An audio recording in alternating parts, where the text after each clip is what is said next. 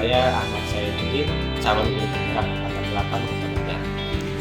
Pada video kali ini akan dilakukan proses pra-observasi di mana nanti saya akan melakukan observasi kepada Ibu Laila ya. Sehat Ibu Laila? Alhamdulillah Ya. sehat. Kebetulan Ibu Laila nanti akan dilakukan proses pra-observasi, observasi hingga pasca observasi. Ibu Laila mengajar mata pelajaran apa? Bahasa Indonesia di kelas 7. Ya, mata pelajaran Bahasa Indonesia kelas 7. Ya, kabar Ibu sehat ya? Alhamdulillah sehat. Tahap pra-observasi ini bertujuan yaitu untuk mengetahui dan mungkin melihat dan berbagi praktik baik sesama guru, dan juga mungkin ada indikasi ke evaluasi tentang jalannya proses pembelajaran ketika Ibu Laila mengajar di kelas 7. Ya, dan pra-observasi ini merupakan persiapan awal yang harus dilakukan sebelum nanti dilakukan observasi pada proses pembelajaran. Ya, tujuannya supaya lebih siap dan mampu memberikan yang terbaik kepada murid pastinya ya Bu ya. Dan nanti saya akan memberikan beberapa pertanyaan terkait dengan tahapan observasi. Mungkin langsung ke pertanyaan pertama ya Bu ya. Ibu, dalam pembelajaran nanti tujuan pembelajarannya apa aja yang akan disampaikan? Tujuan pembelajaran pada nanti ketika di observasi yang pertama itu peserta didik mampu mengidentifikasi struktur dalam cerita fantasi. Kemudian yang kedua, menganalisis tentang ciri-ciri kebahasaan yang terdapat dalam cerita fantasi. Itu ada Ya, dua. berarti tujuan pembelajarannya ada dua ya Bu Iya, ya. betul. Yang pertama tentang ciri-ciri kebahasaan dan tentang struktur Iya. dan struktur pada cerita fantasi. Ya, pertanyaan yang kedua Bu, area pengembangan yang ingin dicapai atau nanti diobservasi apa aja Bu? Area yang akan dikembangkan dalam proses pembelajaran yaitu mengidentifikasi struktur cerita fantasi yang sudah saya persiapkan sebelumnya. Kemudian peserta didik juga mampu mencari ciri-ciri kebahasaan yang terdapat dalam teks cerita fantasi tersebut. Ya, baik. Berarti area pengembangan yang ingin nanti dicapai atau diobservasi adalah tentang kemampuan anak Bu ya. Jadi Iya, dalam betul. penerapan pembelajaran yang di sana ada tentang identifikasi struktur cerita fantasi dan juga ciri-ciri Iya. kebahasaan cerita fantasi. Nah, yang berikutnya tentang rancangan pembelajaran Bu. Rancangan pembelajaran itu yang nanti akan disampaikan dalam pembelajaran bagaimana? Sesuai dengan modul pembelajaran yang sudah dibuat sebelumnya, yang berdiferensiasi dan memadukan dengan pembelajaran PSE, ya, pembelajaran sosial dan emosional. Saya sendiri di dalam pembelajarannya yang pertama adalah membagi kelompok ke dalam 8 kelompok pembelajaran. Kemudian yang kedua, model pembelajaran yang saya gunakan adalah discovery learning dengan metode yang digunakan yang pertama ada ceramah, kemudian ada diskusi kelompok, ada tanya jawab, dan penugasan, karena di akhir itu ada tugas individu yang harus mereka kerjakan. Ya, baik. Jadi dalam penerapannya nanti Ibu merencanakan modul pembelajaran yang diterapkan ada tentang pembelajaran diferensiasi ya Bu ya. Betul, Ada betul. juga PSE-nya dan juga nanti teknisnya ada pembagian kelompok ya. Iya, Nah, selain itu juga modelnya menggunakan modelnya discovery. discovery Ya, learning. discovery yang di awalnya ada ceramah, Iya. diskusi kelompok, dan nanti ada tugas di akhir Iya. ya. Berikutnya tentang media pembelajaran. Nah, media pembelajaran yang dipakai apa aja Bu?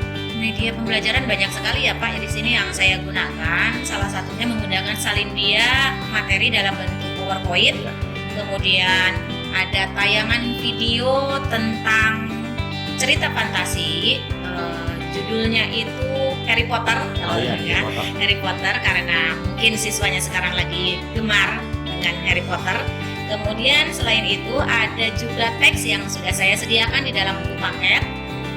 Ada LKPD, kemudian ada diskusi kelompok ya yang digunakan dalam diskusi kelompok itu LKPD, kemudian ada lembar asesmen nanti untuk individu. Selain itu juga ada alat yang digunakan selain laptop, kemudian ada speaker, ada proyektor, itu Ya, mungkin itu banyak saja. sekali ya Bu ya, Iya. pertama dari alat yang mungkin menggunakan laptop, yang pasti ada tayangan video menggunakan Iya. proyektor dan Proyektor. speaker ya supaya nyaman. Dan di sana juga Ibu menyampaikan ada multimedia PowerPoint, ada video yang mungkin anak suka ya, Harry Iya, Potter. betul. Selain video juga Ibu memberikan contoh teks yang memang ada di buku paket ya, ada juga ada di LKS ya. Iya, Sangat gitu. beragam, nanti anak-anak mungkin bisa memilih yang paling suka, yang Iya. nyaman yang mana. Terus juga disediakan LKPD dan juga lembar asesmen. Nah, setelah ini nih, waktu pelaksanaannya rencananya kapan sih? Rencananya setelah kegiatan praobservasi ini, Mas. Bapak akan melakukan observasi terhadap saya itu di kelas 7C, Bapak. Di kelas 7C ada kebetulan saya ada jam ke-1 sampai jam ke-3 di kelas 7C. Berarti waktu pelaksanaannya langsung ya Bu ya, Iya, setelah langsung. praobservasi ini selesai langsung ke kelas dilakukan pembelajaran dan saya ikut mengobservasi di Iya, kelas. betul. Cukup. Ya mungkin untuk tahapan pertanyaan yang akan saya sampaikan pada praobservasi sudah selesai dan mungkin nanti saya akan memberikan gambaran. Nanti ketika pas proses pembelajaran saya akan mencatat jalannya pembelajaran tentang hal-hal yang akan Ibu sampaikan dan kira-kira nih Ibu yang ingin lebih cenderung diobservasi tentang bagian yang mana? Sebenarnya pas bagian proses dalam kerja kelompok. Ya. Karena yang sering saya alami ketika kerja kelompok itu, apalagi pas presentasi gitu ya, ada sebagian siswa yang mungkin karena mental yang belum dia tata dengan baik, gitu, presentasinya gemetar atau bagaimana seperti itu. Jadi saya juga ingin melatih gitu kan, ingin melatih bagaimana cara berbicara di depan orang banyak. Seperti itu. Salah satunya tentang Ibu mengatur dan mengondisikan murid dalam proses setelah diskusi Iya, presentasi. presentasi. Untuk yang lain mungkin diferensiasi dan PSN-nya Ibu gimana? Dalam pembelajaran kali ini saya ingin melihat pembelajaran yang berdiferensiasi itu sudah sesuai dengan yang saya kembangkan atau belum gitu, nanti seperti itu. Ya mudah-mudahan nanti berjalan dengan baik Ibu ya. Amin, dengan amin. lancar. Terima kasih. Dari mulai mungkin penerapan pembelajaran berdiferensiasinya, terus Iya. tentang diskusi sampai dengan yang barusan disampaikan tentang cara agar mereka antusias untuk presentasi, Iya, tidak gemetar betul. dan berani. Bu. Iya. Alhamdulillah mungkin tahapan pada observasi ini sudah selesai. Nanti kita akan observasi di kelas dan tidak lupa nanti setelah ada proses observasi di akhir nanti ada kegiatan pasca observasi. Tapi untuk pelaksanaan pasca observasi di jeda dulu nanti akan dilakukan bersamaan dengan proses pendampingan individu yang kelima yang saya juga dinampingi oleh pengajar praktik. Ya, Ya, siap. percakapan untuk praobservasi sudah selesai. Nah, kira-kira nih setelah percakapan praobservasi ini manfaat apa yang Ibu rasakan dan bisa dijadikan bekal untuk kesempatan berikutnya? Intinya sebagai seorang guru itu apa ya, harus mempersiapkan pembelajaran itu yang sebisanya yang menarik ya.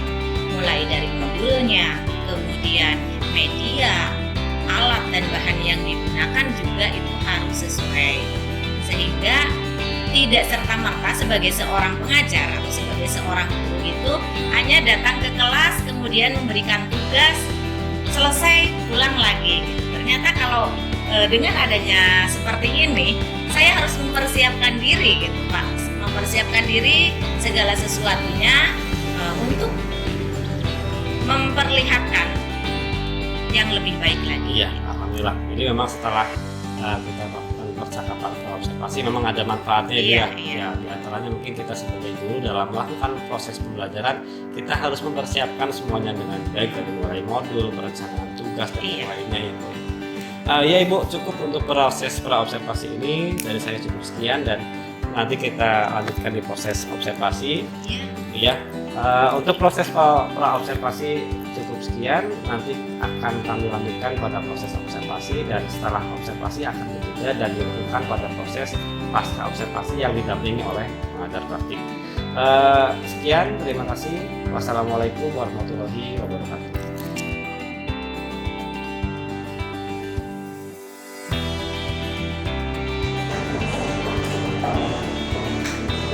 Bismillahirrahmanirrahim. Assalamualaikum warahmatullahi wabarakatuh. Selamat pagi.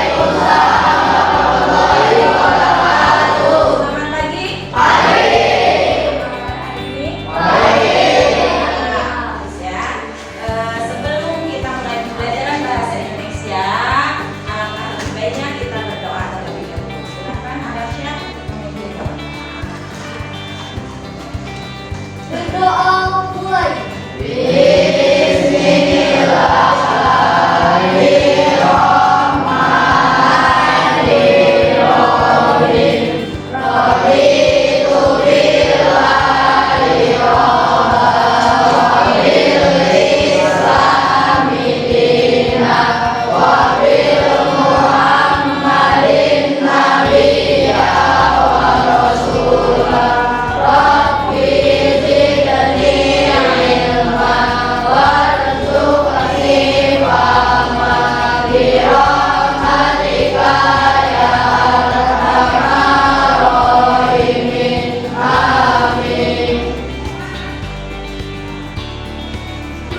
Cek kehadiran Bapak.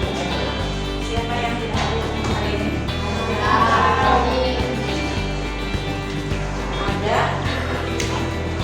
Anissa sama Hani. Nazar apa? Sakit. Hani? Izin. Kita doakan untuk Kanza semoga cepat sembuh ya. Berhubungan dengan materi yang akan kita bahas hari ini tentang menulis cerita fantasi. SPT-nya sebentar. Silahkan duduk berhadapan-hadapan. Duduk berhadapan-hadapan.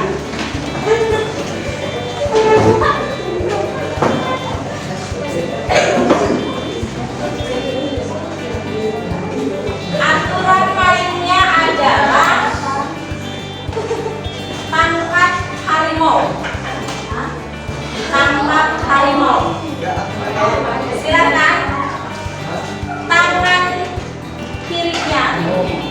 Nah, tangan kiri dan tangan kanan. Tangan kanan untuk menangkap tangan teman kamu. Ya, saling menangkap tangan temannya. Paham tidak? Ya, seperti itu ya. Coba lihat Nadir. Perlihatkan sama teman yang berdiri. Coba berdiri.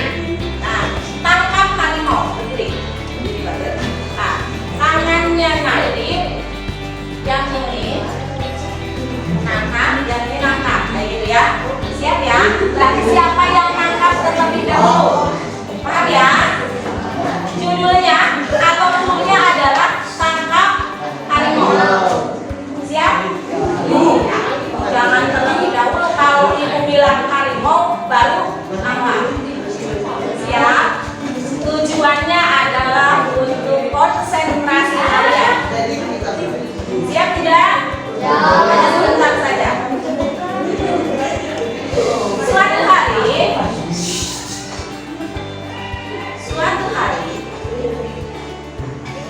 Hariman ayo konsentrasi di atas. Suatu hari Hariman pergi ke hutan bersama Harimin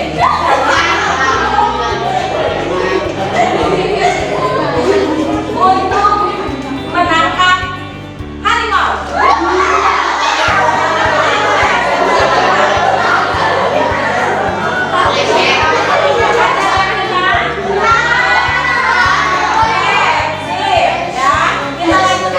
Berapa kali kalian menangkap punya temannya ya? Nanti ibu kasih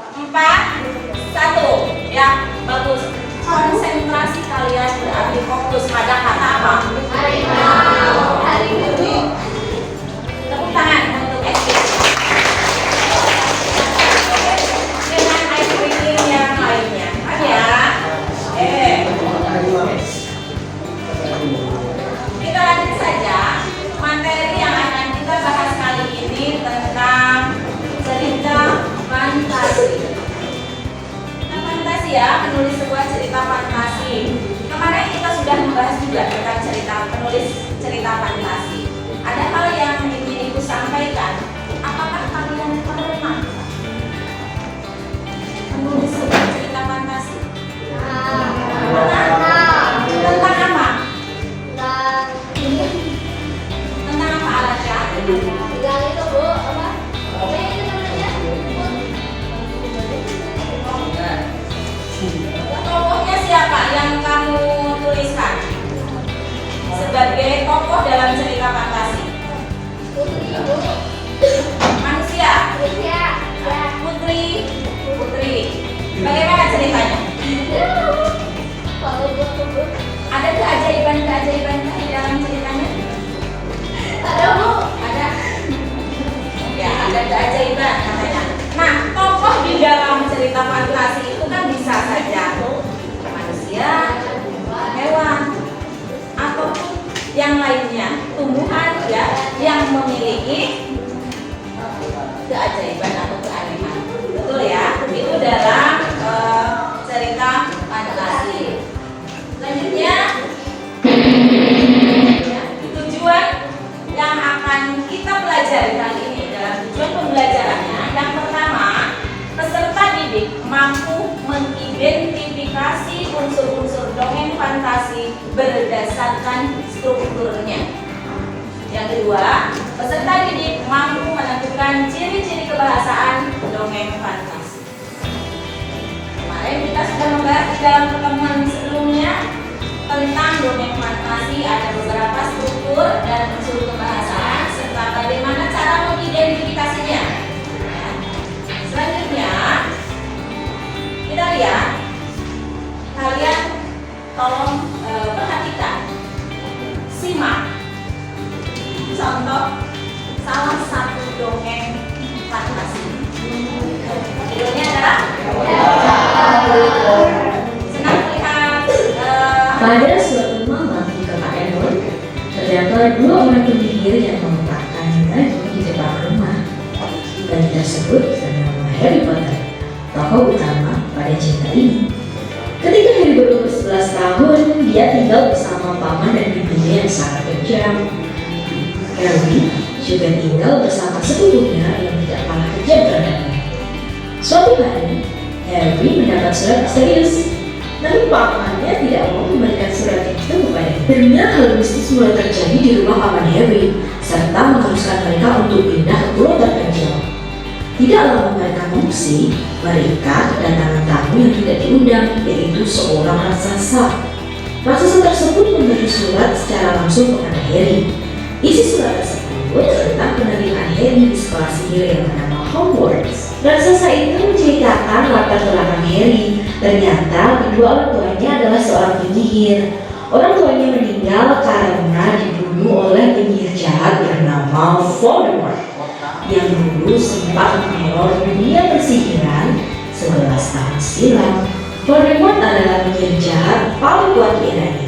Tapi sayang, ia menemukan sebuah ramalan tentang kematian di masa depan mengarah ke Harry dan mencoba membunuhnya. Tapi Ibu Harry mengorbankan nyawanya untuk melindungi Harry.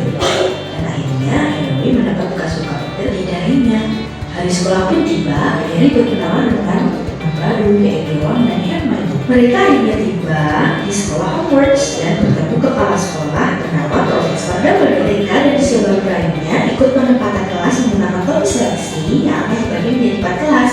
Yang pertama ada Gryffindor untuk anak pemberani, kedua Hufflepuff untuk anak-anak baik dan sopan, yang ketiga ada Ravenclaw untuk anak-anak yang pintar dan kreatif, dan yang terakhir ada Slytherin, anak-anak high class dan keturunan dari penyihir. Harry, Ron, dan Hermione berhasil masuk kelas Gryffindor. Mereka mulai belajar sihir dan bertemu dengan dosen, salah satunya bernama Profesor Snape, yang sepertinya punya minat pribadi terhadap Harry. Mereka juga belajar saat terbang dan ternyata Harry memiliki bakat alami untuk naik sapu terbang. Harry mengajak Ron dan Hermione untuk keliling sekolah dan menemukan ruangan yang dijaga anjing berkepala 3. Mereka bertanya kepada raksasa tentang anjing berkepala 3. Raksasa itu tidak sengaja membicarakan tentang bagi kedua yang sedang dijaga oleh anjing berkepala 3. Harry dan teman-temannya dibuat semakin penasaran oleh cerita raksasa. Di lain hari terdapat olahraga bermain sapu terbang. Harry direkrut oleh tim Gryffindor untuk mewakili kelasnya. Harry pada akhirnya berhasil menangkap Golden Snape dan memenangkan pertandingan. Pada suatu hari, Harry mendapat kiriman yang ternyata berisi jubah tembus pandang milik ayahnya. Paket tersebut dikirim diam-diam oleh Profesor Dumbledore. Harry berkeliling sekolah menggunakan jubah dan tidak sengaja mendengar percakapan Profesor Snape tentang batu pertua. Mereka akhirnya mencari tahu tentang batu pertua dan ada yang mengkaitkannya dengan Voldemort. Batu itu bisa menjadikan Voldemort kembali. Mereka berusaha untuk mencari batu pertua sebelum diambil oleh orang lain. Mereka berhasil masuk ruangan dan bertemu dengan jelmaan Voldemort. Jelmaan tersebut berusaha menyerang Harry, tapi ternyata tidak bisa karena Harry telah dilindungi oleh mantra pengorbanan ibunya. Harry kembali menyerang Voldemort dan akhirnya bisa mengalahkannya. Itu salah satu contoh teks cerita fantasi. Pernah kalian nonton Harry Potter? Bagaimana ceritanya? Ya, tapi ibu tidak akan membahas siapa tokohnya, kemudian latarnya di mana, karena kalian sudah tahu. Kemarin sudah kita bahas ya. Yang akan ibu tanyakan di sini, bagaimana cara menulis sebuah cerita fantasi? Apa hal yang penting dalam membuat sebuah cerita fantasi?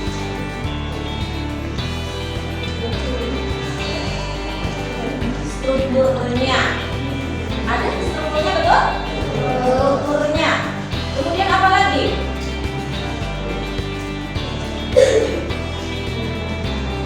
Penggunaan bahasa penting tidak dalam penulisan teks cerita fantasi? Penting. Ya. Bagaimana dengan Harry Potter yang kalian saksikan ini? Apakah kalian sudah bisa membayangkan bahasa yang digunakan dalam penulisan atau menceritakan tentang Harry Potter ini sudah sesuai dengan struktur dan unsur kebahasaan yang digunakan dalam teks cerita fantasi? Bisa tidak nantinya kalau kalian membuat atau menulis sebuah cerita fantasi dengan hanya melihat contoh seperti ini? Bisa tidak? Bisa, ada yang tidak. Berarti perlu belajar, perlu latihan lagi. Oke, kalau perlu latihan lagi, silahkan kalian buka dulu buku paket. Ini ke halaman 41. Ada contoh cerita fantasi berjudul Kisah Semut dan Kepompong. Ya, silahkan ibu kasih waktu untuk kalian baca, kemudian pahami sambil melihat kalian struktur teksnya. Ada di bagian pinggir, ada orientasi, kemudian apa lagi? Ada komplikasi, ada resolusi dan oke, silakan kalian baca. Kisah Semut dan Kepompong, itu judulnya ya.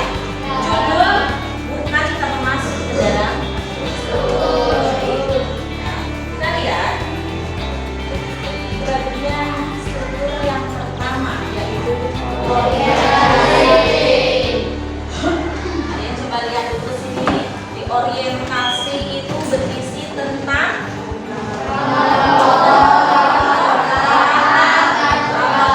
anaknya. Di contoh ini, dalam teks yang ada di buku paket ini, orientasinya adalah yang pada 1 dan 2 serta 3. Apa itu? Orientasi memperkenalkan tokoh apa di situ? Ada kelompok, ada gajah. Tokoh utamanya siapa di sini? Yang latar yang digunakan ada. Kemudian wataknya bagaimana? Gimana ini? Peristiwanya yang bagian mana yang menunjukkan komplikasi itu? Semut ditelan. Ayo ceritakan dengan menggunakan bahasa yang sesuai, ya, kalimat yang bagus, silakan. dilihat oleh guru. Terus minta tolong sama guru. Ya, kalian kasih buku-bukunya siapa? Puncaknya, klimaksnya ketika si semut minta maaf, minta tolong kepada yang lewat, yaitu tolong aku, gitu kan? Tolong aku tidak bisa keluar dari rumah seperti itu, ya. Ternyata perhatikan di bagian resolusinya. Nah, permohonan maaf dari semut kepada karena tadi dikomplikasi setelah semut minta maaf, semut minta tolong, kemudian ditolong tidak sih sama guru? Padahal awalnya bagaimana?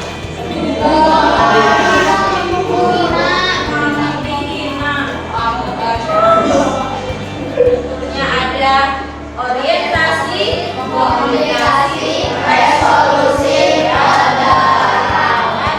Baik, kalau sudah, ibu akan membagi kelompok.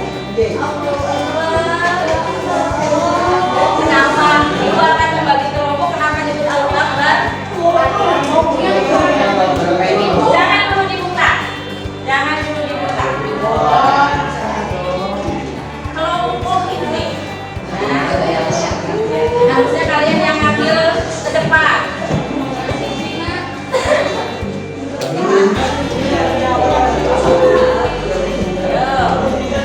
Jangan dulu dibuka. Dibukanya bersama-sama.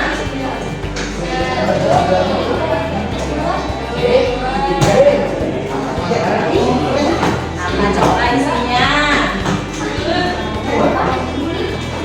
Sudah semua? Sudah. Kita buka bersama-sama ya.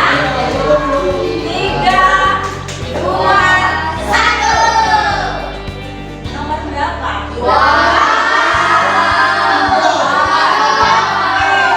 Berarti, dengarkan ibu, kelompoknya adalah sesuai dengan nomor yang kalian dapatkan. Kalau kalian mendapatkan nomor 2, berarti silahkan gabung dengan nomor 2.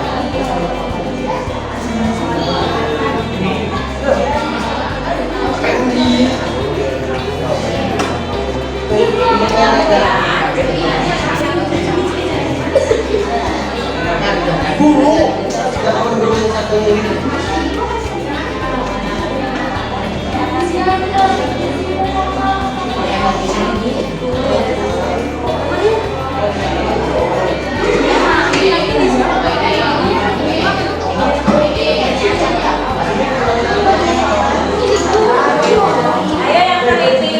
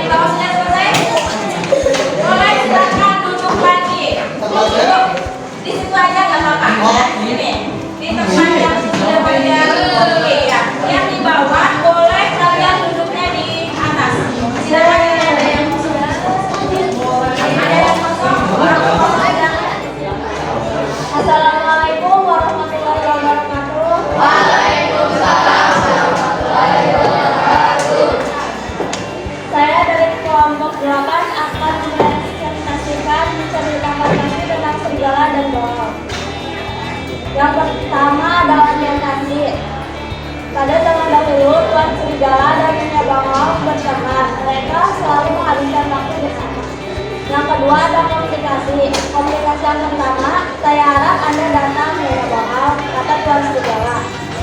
Mau memberikan komentar atau pendapat? Resolusinya sepertinya sama. Sepertinya menurut kelompok kamu. Oke, kita lihat katanya resolusinya bukan yang ini. Salah ya. Menurut kelompok temannya. Saja ini pekerjaan individu kalian, silakan duduk sesuai dengan tempatnya.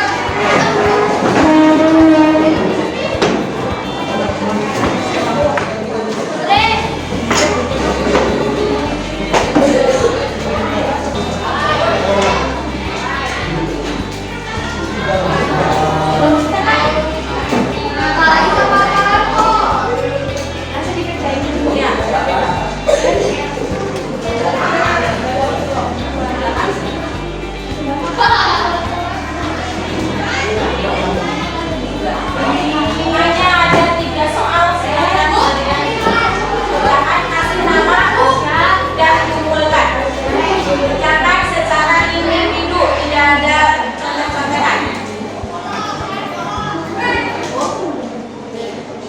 Sudah selesai?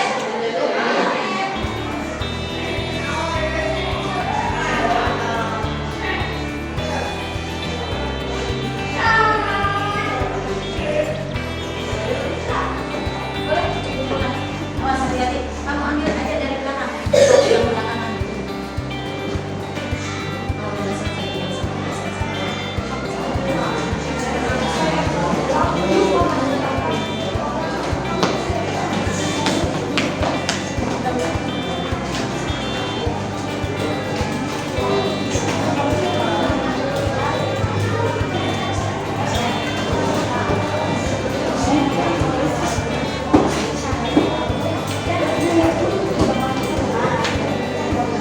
Sudah semua ya.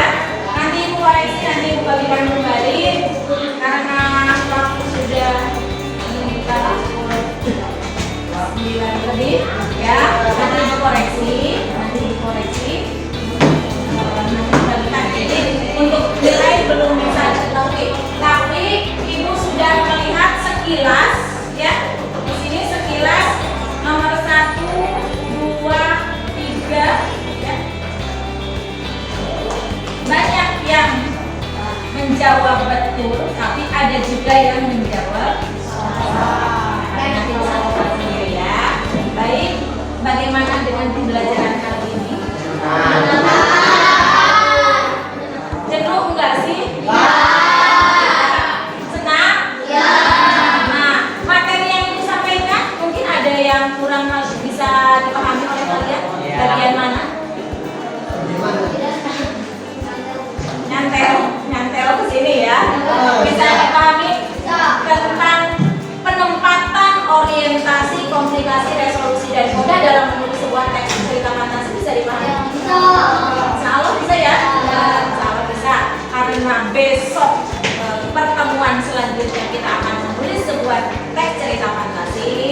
Untuk itu kalian silakan di rumah pelajari tentang bagaimana cara menulis cerita fantasi. Kalian bisa melihat di buku paket, di LKS ataupun di internet yang bisa kalian akses untuk melihat bagaimana cara membuat cerita fantasi. Ya. Semoga pembelajaran kali ini menyenangkan dan kalian tetap semangat mengikuti sebuah kegiatan, baik itu pembelajaran bahasa Indonesia maupun pembelajaran yang lainnya. Tetap semangat? Semangat?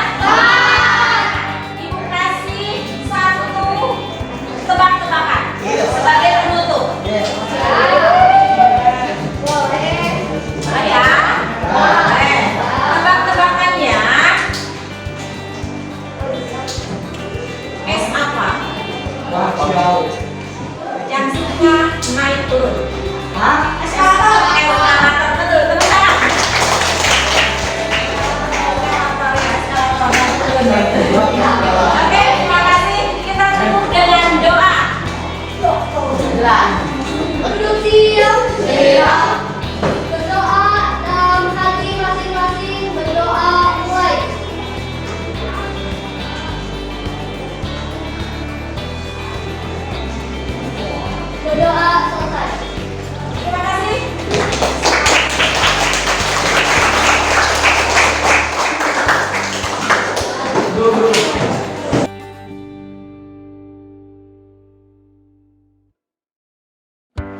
warahmatullahi wabarakatuh.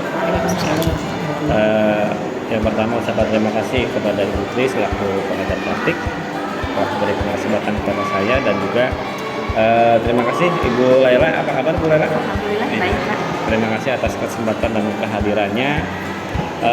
Pada kali ini juga kita kehadiran Pak Dr. dari BPKP Jawa Barat. Terima kasih Pak Joko.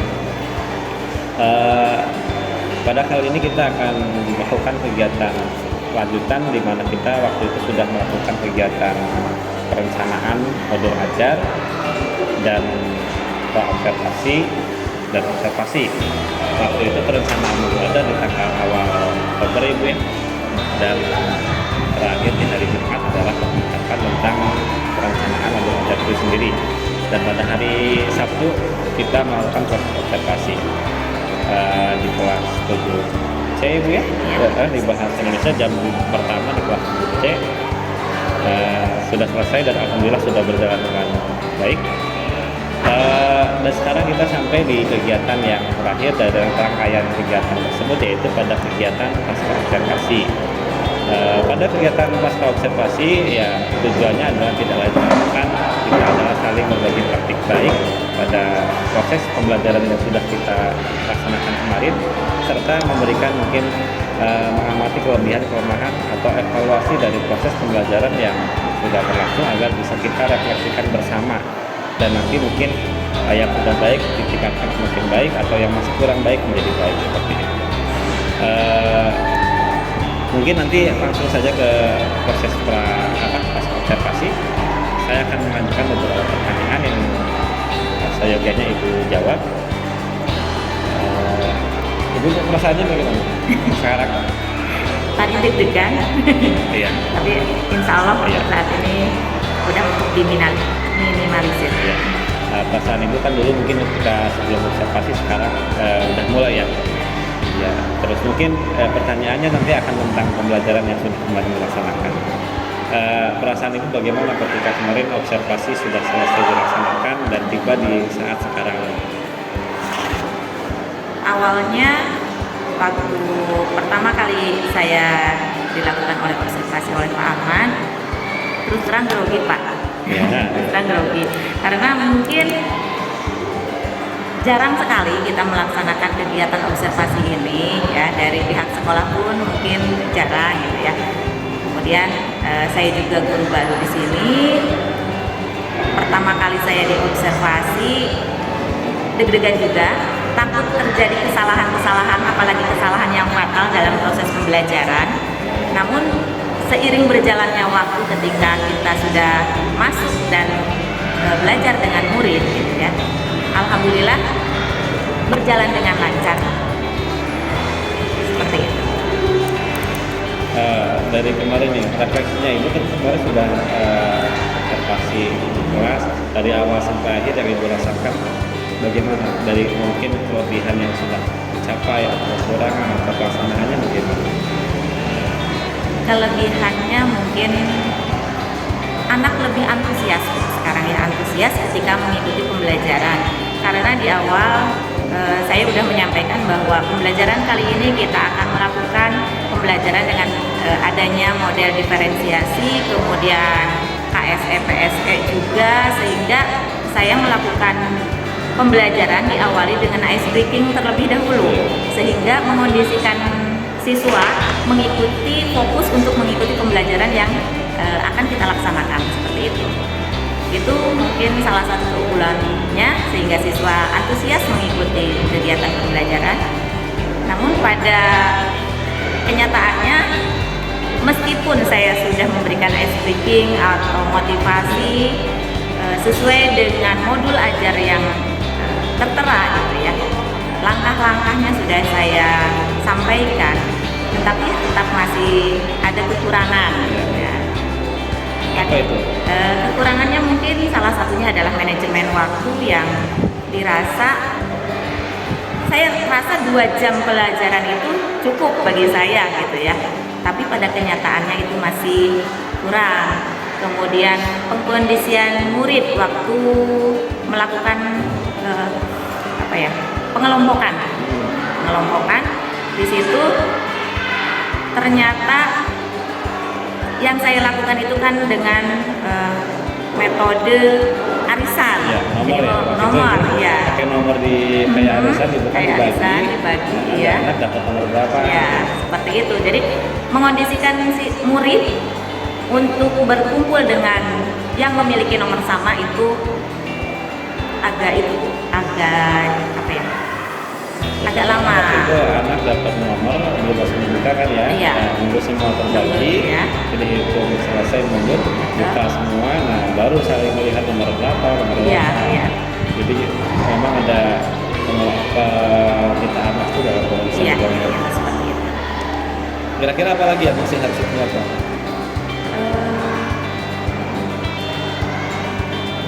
Diferensiasinya bagaimana? Diferensiasi, oh ya, diferensiasi saya menggunakan diferensiasi konten dan proses. Untuk produknya saya tidak melakukan sehingga soalnya saya sudah menyiapkan LKPD yang sama sehingga semua murid itu mengisinya semuanya sama. Nah, saya amati memang dalam proses diferensiasinya itu berbeda ya, tidak ada yang istilahnya kalau untuk prosesnya ada perbedaan dari itu kelompok individu dan juga kontennya ada yang dalam bentuk teks, ada dalam bentuk video, Iya. tayangan. Hanya saja memang dalam produknya semua sama. Iya, Memang sama. itu sudah menyiapkan LKPD yang serupa dan tidak ada hasil yang berbeda antara kelompok satu dengan kelompok yang Iya. lain. Nah, iya nih, ketika barusan ibu sudah menyampaikan tentang refleksinya bagaimana kemarin, terus tentang yang sudah dicapai, baik itu yang sudah baik atau mungkin yang harus ditingkatkan. Nah, kira-kira nih rencana tindak lanjutnya untuk di waktu mendatang terkait hasil yang kemarin sudah dilaksanakan, rencananya ibu mau bagaimana ke depannya, kapan dan bagaimana? Dari pengalaman yang saya alami sekarang ini dengan CGP Pak Ahmad, alhamdulillah mendapatkan ilmu yang baru. Insya Allah mungkin karena saya sebagai guru muda, saya harus memiliki semangat juga yang tinggi ya. Dalam pembelajaran berikutnya, tindak lanjut berikutnya, mungkin saya akan menggunakan metode atau model pembelajaran yang berbeda juga. Saya ingin menerapkan hal yang baru, variasi baru, sehingga murid tidak merasa bosan gitu, seperti itu. Karena kita sebagai guru harus berpihak pada murid gitu, seperti itu. Jadi apa yang sekarang ini murid pengen apa gitu. Jadi saya harus mengikuti, mengimbangi dan tetap mengawasi, serta saya juga harus menjadi fasilitator bagi murid seperti itu. Dari mulai modelnya, metode, kemudian dari langkah pembelajarannya juga gitu ya. Jadi intinya harus berfokus pada murid. Iya, memang untuk kurikulum yang sekarang kita ada semacam statement dan tuntutan supaya kita lebih berpihak pada murid ya, Iya.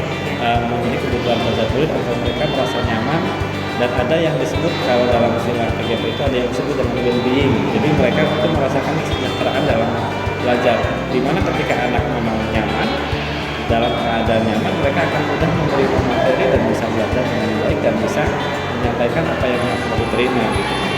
Mengingat barusan ibu refleksinya tentang pembelajaran sudah tentang kelemahan atau kelebihan yang harus dilakukan atau yang sudah baik, dan juga barusan menyampaikan tentang rencana tindak lanjutnya.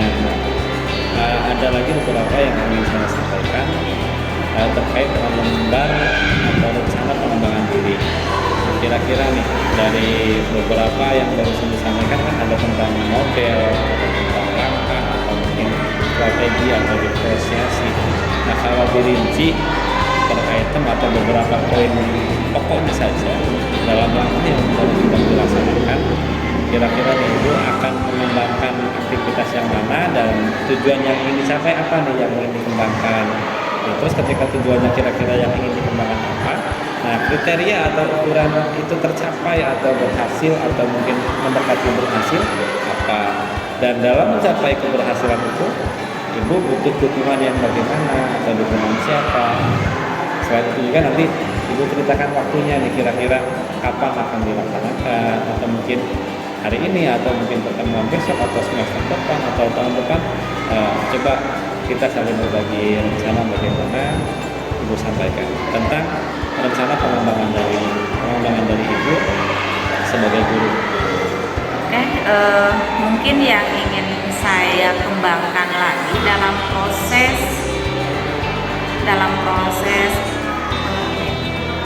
presentasi Bapak. Waktu kegiatan pendahuluan alhamdulillah bisa berjalan, kemudian para pekerjaan kelompok itu pas presentasi kelompok ya. Di situ itu yang menyita waktu. Makanya tadi disampaikan bahwa manajemen waktunya yang mungkin dirasa kurang seperti itu. Jadi yang ingin saya perbaiki gitu dalam hal presentasi karena kalau memang itu tercapai kira-kira nih, nah waktu manajemennya sudah dirasa mulai baik. Ya. Nah itu tercapainya kalau yang kondisi bagaimana atau yang sudah bagaimana? hal yang baik mungkin sesuai dengan waktu yang sudah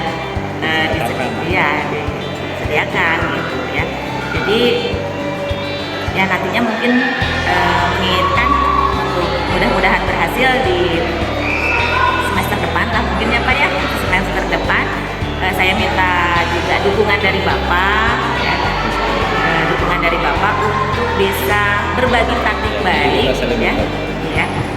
Jadi anak nanti murid nanti bisa memilih sendiri model yang seperti apa yang ingin diterapkan di kelas ini seperti itu. Ya memang kalau dalam belajar ada istilah yang disebut ada kesiapan minat dan profil belajar murid. Kita sebagai guru harus tahu dulu ya bagaimana minat dan profilnya, dan itu kita harus tahu bagaimana supaya memang bisa memenuhi kebutuhan murid. Nah mungkin barusan Ibu menyampaikan tentang presentasi kelompok, mungkin ada hal lain yang Ibu punya rencana untuk dikembangkan di kemudian hari, baik itu mungkin kegiatan awal pembelajaran atau mungkin tentang diferensiasinya, KSN atau yang lainnya. Di kegiatan awal kompetensi dalam penggunaan atau peningkatan PSE dan KSE-nya ya. Jadi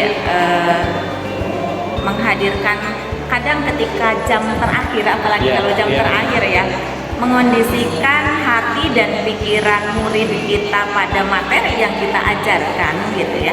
Yang kita ajarkan itu kadang sudah biar karena mungkin panas, kondisi yang tidak sesuai, gitu, lapar juga gitu. Jadi nah itu seperti itu. Jadi kita harus pintar-pintarnya memilih media juga ya. Kemudian mungkin ditambah juga dengan ice breaking yang lebih menarik juga, dan ditambahkan dengan apa ya, pembelajaran dengan mungkin bermain sambil belajar. Nah, itu tentang menggunakan KSE. Tentunya ukuran keberhasilannya kalau murid sudah bisa stay fokus di situ ya, nggak mikirkan hal yang di luar, itu baru bisa dibilang berhasil. Berarti tadi dukungan yang dibutuhkan dalam penggunaan media untuk KSE juga dibutuhkan. Nah, kira-kira waktu untuk penggunaan atau pengembangannya direncanakannya kapan? Semester depan bisa atau harus itu bulan-bulan? Tidak masalah, itu mau untuk tadi Ibu saja mau pertemuan berikutnya atau minggu depan atau bulan depan itu nggak masalah. Gitu. Iya. Mungkin bulan depan juga, insya Allah saya. Akhir bulan berarti. Ya, insya Allah saya siap Pak. Iya. Terus tentang yang lainnya mungkin tentang strategi atau yang lainnya atau mungkin yang lagi yang ingin dikembangkan. Tadi strategi yang menarik sudah ya, kemudian pelajaran yang berkaitan dengan PSE KSE juga supaya fokus. Dan mungkin di bagian penutup. Iya, bagaimana Bu dengan penutup? Bagian penutup yang dirasa kemarin mungkin belum maksimal atau ingin ditingkatkan atau diperbaiki. Mungkin ketika murid sudah melakukan hal yang terbaik gitu ya. Jadi kita sebagai pendidik atau kita sebagai guru harus memberikan reward yang baik juga kepada mereka gitu. Dengan adanya reward ya, penghargaan. Biasanya Ibu kalau penghargaan sudah biasa dilaksanakan atau belum atau pernah? Saya biasa kalau kadang dengan memberikan aplaus atau tepuk tangan atau hanya sekedar memberikan permen atau bagaimana gitu. Jadi ada mengapresiasi positif terhadap Iya. apa yang sudah dikerjakan murid, kita memberikan apresiasi walaupun itu mungkin sudah maksimal atau belum, tetap kita sebagai guru memberikan apresiasi ya. Berarti untuk kriteria keberhasilan murid mampu dalam menyelesaikan gimana? Kriterianya ketika mereka sudah mampu menyelesaikan semua LKPD yang saya Tugasnya berikan, selesai. tugasnya selesai sesuai dengan waktu yang sudah ditentukan. Nah, waktunya mungkin sama seperti yang barusan atau mungkin punya waktu yang lain untuk direncanakan. Untuk yang direncanakan mungkin biar sekaligus ini ya nyambung ya, jadi satu waktu aja. Ya, di kesempatan berikutnya. Mungkin ke poin berikutnya tentang refleksi tentang refleksi coaching ini nih. Coba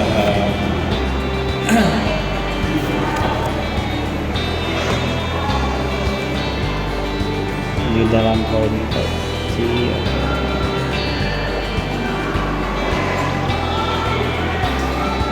selama ini yang sudah dirasa cukup baik yang mana?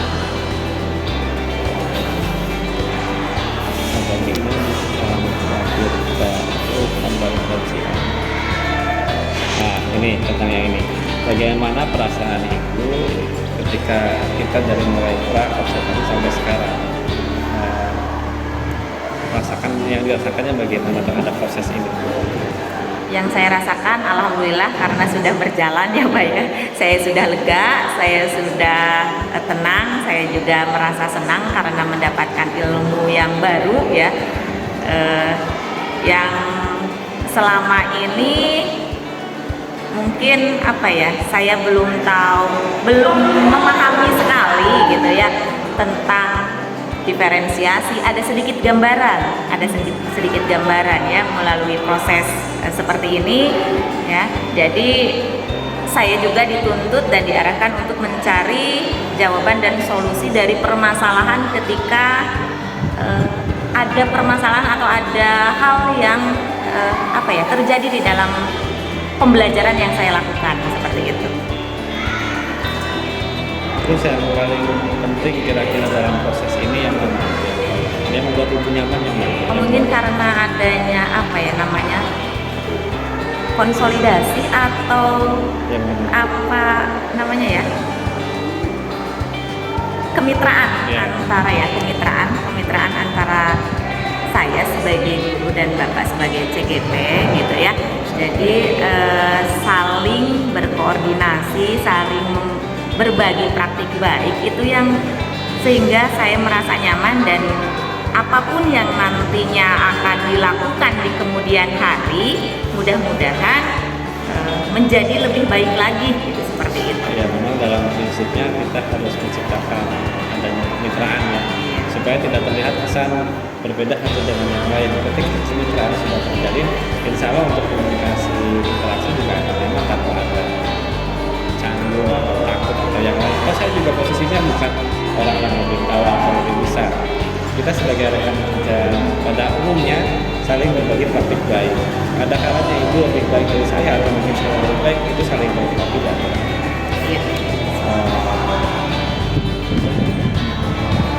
dan terima kasih atas yang baru saya sampaikan, dan proses tahapan dari mulai kita observasi sampai dengan pasca saya rasa cukup karena mungkin prosesnya sudah dilaksanakan dan barusan pertanyaan yang sudah saya ajukan juga sudah menjawabnya dengan lancar, dan juga mungkin karena memang sudah dilaksanakan jadi nyaman jawabnya apa yang sudah kemarin pengalamannya disampaikan gitu. Mungkin kesempatan berikutnya ketika ibu sudah mungkin kepada Ibu Tri selaku pengajar bila mana ibu ada refleksi atau komentar terhadap saya atau mungkin silakan. Ya, terima kasih Pak Ahmad, Bu Lela terutama ya yang sudah dilibatkan pada kegiatan ini. Ya, tentunya berharap banyak manfaat juga yang seperti tadi disampaikan oleh Bu Lela. Berharap walaupun Bu Lela sendiri belum terjun di pendidikan guru penggerak, tapi saya doakan mudah-mudahan lulus di angkatan 10 ini ya, sudah satu langkah terlewati, sehingga nanti apa yang menjadi kepenasaranan Bu Lela mempelajari di kegiatan pendidikan guru penggerak ini semakin lengkap gitu, semakin sempurna gitu ya. Pada intinya saya berkomentar untuk Pak Ahmad terutama, karena memang garapan kita adalah bagaimana Pak Ahmad sendiri nanti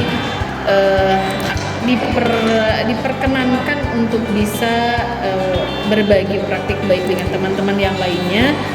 Barusan dengan adanya dialog di pasca observasi, saya lihat Pak Ahmad sudah cukup runtut dari menanyakan bagaimana perasaan, kemudian juga yang menjadi kekurangan dan kelebihan, apa yang membuat nyaman di Bu Lela sendiri, kemudian area pengembangannya seperti apa, tindak lanjutnya juga mau bagaimana, itu memang barusan sudah tersampaikan dengan baik. Saya juga mengapresiasi ke Pak Ahmad yang sudah bisa berdialog di pasca observasi ini dengan langkah-langkah yang memang sudah dilalui, sudah ditempuh dari awal hingga akhir melakukan refleksi. Barangkali ini sebagai masukan saja, ya, masukan juga ini yang saya khususkan utamakan adalah buat Pak Ahmad sebagai observer, tapi tidak ada salahnya Bu Lela juga barangkali nanti bisa berbagi kebermanfaatan dari kegiatan di dialog pasca observasi ini. Jika tadi Pak Ahmad sudah menanyakan di beberapa hal, barangkali yang tadi bukan kurang ya, bukan salah, tapi barangkali kalau perlu dipertajam, kita ingin mendapatkan sesuatu kan, karena yang digunakan adalah teknik coach ya, teknik coaching.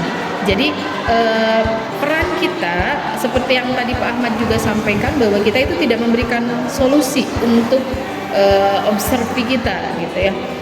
Tentunya ide itu nanti akan munculnya dari observi sendiri, kemudian dia juga tahu lemahnya dia di mana, dia juga sendiri yang nanti akan mendapatkan solusi dari permasalahannya itu. Nah, tadi juga sudah sempat tergali oleh Pak Ahmad sendiri bahwa kekurangan yang tadi salah satu yang tadi disampaikan oleh Bu Lela di diferensiasi konten itu bisa terlampaui gitu ya.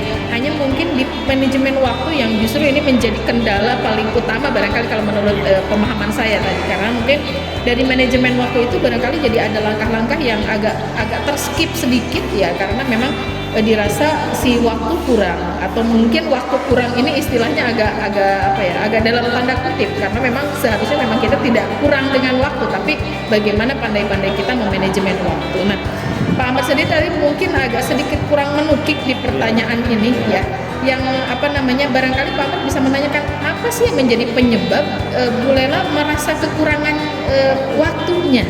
Apakah mungkin misalkan ya dari keluhannya dari anak-anak yang mungkin agak susah diaturnya, atau dari ketika sedang presentasi kelompoknya, atau bagaimana gitu. Nah, itu kan penggaliannya tidak sampai menukik ke sana gitu. Nah, terus kemudian setelah mungkin nanti dari observi sendiri menyampaikan bahwa oh ini loh yang menjadi kendalanya ini. Nah, kemudian Pak Ahmad nanti bisa menanyakan kembali kira-kira solusinya seperti apa. Jika sekarang Bu Lela sendiri sudah tahu kendalanya apa, maka nanti bisa ditanyakan solusinya seperti apa, sehingga permasalahan yang timbul yang dirasakan oleh Bu Lela sendiri tahu. Jangan sampai tidak tahu bahwa ini permasalahannya dari mana nih gitu. Nah, setelah Bu Lela sendiri tahu, mari kita gali sebetulnya sudah tahu nggak solusinya nanti seperti apa yang akan dilakukan, sehingga ketika nanti Bu Lela dihadapkan lagi dengan permasalahan yang seperti ini, manajemen waktunya juga agak sulit. Nah, Bu Lela sendiri sudah tahu solusinya saya harus ngapain nih ketika nanti memang dihadapkan dengan yang seperti ini lagi. Jika solusi nanti diberikan oleh Pak Ahmad sendiri sebagai observer, belum tentu cocok dengan observi. Makanya kita gali solusinya mau apa. Oke, kita ikuti. Nanti kemudian next pada area pengembangan yang lain atau pada tindak lanjut yang lainnya, nanti Bu Lela sendiri bisa merasakan, oh saya kemarin menyampaikan solusinya harus begini, nanti saya coba apakah solusi yang Bu Lela tawarkan atau sampaikan sekarang itu nanti akan sama perolehan hasilnya, atau oh iya berarti ini lebih efektif. Nah, berarti kalau begitu solusi yang Bu Lela sampaikan ternyata memang cocok dengan apa yang Bu Lela sendiri. Nah, barangkali itu. Kemudian yang kedua sistem koordinasi atau konfirmasi, kalau yang lebih tepatnya mungkin sistem konfirmasi yang memang tadi tidak sempat saya dengar, atau mungkin tidak didengar itu karena memang Pak Ahmad sendiri merasa sudah match, sudah balance antara observer dengan observee gitu. Mungkin barangkali yang menjadi temuan biasanya seperti ini. Bu Lela menyampaikan tujuan pembelajaran, tapi pada saat Pak Ahmad mengamati, sepertinya tujuan pembelajaran tidak disampaikan. Nah, itu kan butuh konfirmasi. Ada konfirmasi. Jadi jangan sampai istilahnya mungkin tidak sinkron. Jadi ketika Pak Ahmad, maaf Bu Lela, waktu kemarin apakah tujuan pembelajarannya disampaikan dengan runtut, misalkan seperti itu. Padahal Pak Ahmad sekedar ingin menanyakan bahwa sepertinya saya tidak mendengarkan tujuan pembelajarannya, misalkan begitu. Nanti kan Bu Lela, oh iya, saya menyampaikan dengan sangat runtut. Nah, pertanyaannya kan berarti ada di diri Pak Ahmad sendiri. Oh, saya nggak ngedenger ya. Oh, berarti saya yang meleng gitu ya. Berarti saya pada saat itu memang tidak teramati, teramati dari penglihatan atau dari pendengaran kita. Nah, kalau di situ sinkron, oh berarti tahu bahwa saya yang kemudian pada akhirnya tidak mengamati dengan baik. Tapi kalau misalkan ketika Pak Ahmad bilang bahwa kayaknya tujuan pembelajaran disampaikan, oh iya Pak Ahmad, saya lupa tujuan pembelajaran tidak saya sampaikan karena grogi itu, karena jadi tujuan, oh berarti benar kalau begitu saya benar mengamatinya, ternyata memang ada yang terlewat. Nah, makanya kenapa dibutuhkan pasca observasi ini, karena biasanya yang observasi itu dilakukan hanya ada pra dan observasinya saja, jarang sekali observasi itu dilakukan adanya pasca, padahal pasca ini sendiri sangat bermanfaat untuk kegiatan pembelajaran selanjutnya gitu. Jadi menyinkronkan sesuatu yang memang sudah dipelajari. Itu saja barangkali yang Pak Ahmad, yang lain-lainnya saya apresiasi Pak Ahmad memang sudah runtut dari awal sampai akhir. Memimpin dialog di pasca observasi ini. Tentunya ini hanya sekedar masukan dan sebagai refleksi saja.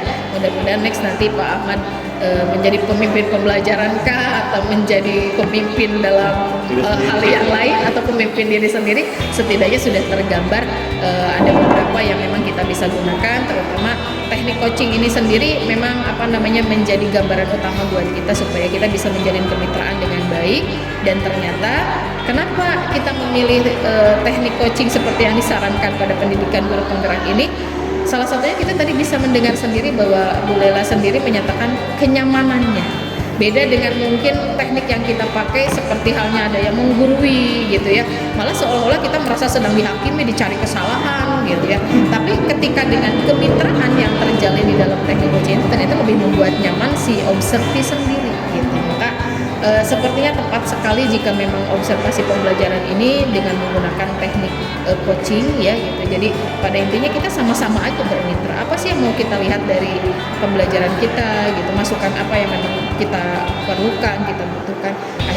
Pada akhirnya kita sendiri bersama-sama bisa berbagi praktik baik antara observer dengan observee-nya sendiri, kan bisa menjalin kemitraan dengan baik. Jadi tidak merasa dihakimi gitu ya Bu Lela ya. Jadi karena sama-sama observer juga sedang belajar, observee juga sama sedang belajar. Nah, itu saja barangkali Pak Ahmad. Intinya saya apresiasi buat Bu Lela, tentunya walaupun hanya dengan pemaparan seperti ini saya sudah merasakan betul pembelajaran yang dialami pada saat itu pasti dalam gambaran saya pasti itu pembelajaran yang menarik gitu aja. Jadi pada intinya saya mengapresiasi Bu Lela, terima kasih sudah ikut terlibat juga dalam kegiatan ini. Pak Ahmad juga saya berikan apresiasi sudah menuntun dan sudah menemani, mendampingi Bu Lela dari semenjak penyusunan RPP sampai dengan terakhir di pasca observasi. Itu saja barangkali. Terima kasih Pak Ahmad. Iya, baik, terima kasih. Berarti untuk selanjutnya ya, alhamdulillah proses untuk kegiatan yang terakhir yaitu pasca observasi telah selesai dilaksanakan. Ucapan terima kasih kembali untuk Ibu Tri selaku pengajar dan Ibu Lela selaku guru yang kebetulan membantu saya untuk melakukan proses observasi, dan juga Pak Joko dari LPDP. Mungkin pada kesempatan ini cukup sekian. Terima kasih. Wassalamualaikum warahmatullahi wabarakatuh.